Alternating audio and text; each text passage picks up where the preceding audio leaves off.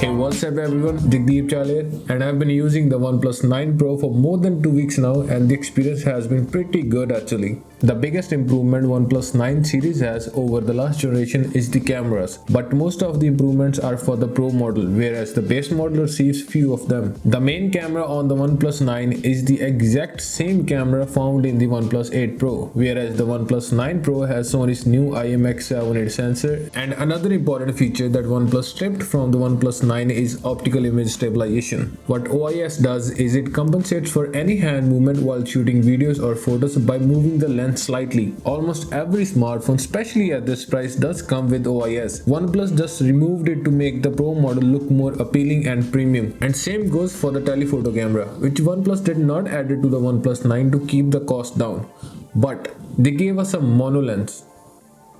The good news is the ultra-wide camera is exactly the same in both devices. So let's talk about how good the OnePlus 9 cameras are, and they are really good. Not the best, but good. We got 3 cameras here, 48 megapixel main camera, 50 megapixel ultra-wide, and a useless 2 megapixel mono camera. Just like every modern flagship, the OnePlus 9 takes good images under good lighting conditions. Thanks to the bigger sensor, the images are really sharp and have a lot of details, especially compared to the Pixel 5. The colors really look natural, but there was a slight difference between the ultra-wide camera and the main camera. These two photos were shot at the same time, but the difference between colors is very noticeable. The image shot from the main camera has more muted colors as compared to the ultra-wide. Well, I did receive a software update after these photos were taken, and it seems like the update fixed the issue. The main camera has a big 48 megapixel sensor, and because of that, whenever you take a close-up image of any subject, it blurs the background like a proper DSLR. The dynamic range of the OnePlus 9 for both cameras is good and consistent for both taking photos and videos. Talking about video, the OnePlus 9 can shoot an 8K video at 30 frames per second and a 4K video up to 120 frames per second, and the video quality is also really good. Now if we talk about the low light conditions, the results are somewhat different, mostly because of the lack of optical image stabilization. Every time you take a photo in Netscape, you need to hold the phone still for few seconds. But there is and will always be some form of handshake unless you use a tripod. So because of no OIS to compensate for handshake, the photos are more on the soft side, and the videos shot using the Netscape are also very muddy and soft. Now if you are a stock Android fan like me who used the Pixel for quite some time, you will be happy to know that the Oxygen OS is pretty close to stock Android. You do lose the Pixel specific features, but you do get the extra features of Oxygen OS baked into the system, and some of these features are really good,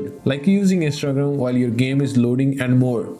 You can check the top 5 features of OnePlus 9 up here. Overall, the software experience is pretty close to what we get in the Pixel smartphones, except the Pixels have better and tighter integration with Google services.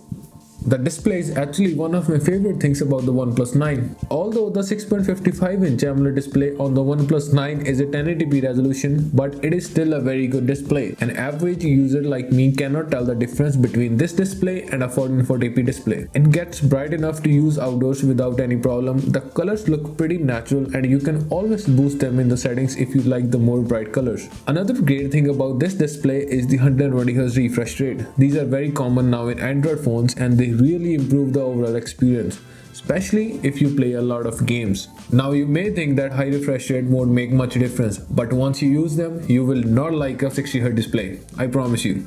As you might already know, the main focus of OnePlus is speed. Their phones are known for really great performance, and OnePlus 9 is no exception. This phone is a delight for the power user. Combined with the 120Hz display, this phone surely feels snappy. I haven't noticed any kind of lag or drop in performance, which I often see in my Google Pixel 5. Higher performance means more battery consumption, but in this case, the battery life is really good. I am getting between 6 to 7 hours of on-screen time easily with 120Hz on all the time, and this has been consistent throughout the 2 weeks. I never kill this phone in a single day, but if you manage to do so, you can always charge this up really fast with the impressive 65T warp charger that comes in the box. OnePlus claims 0 to 100% in just 29 minutes, and I did put it to the test and achieved the same in just under 35 minutes with Wi-Fi, Bluetooth, NFC and location on. This is a very good phone, but it could have been so much better if OnePlus just added the optical image stabilization and a telephoto camera. Well, that's it for today guys. If you enjoyed this video, give it a thumbs up and I will see you in the next one.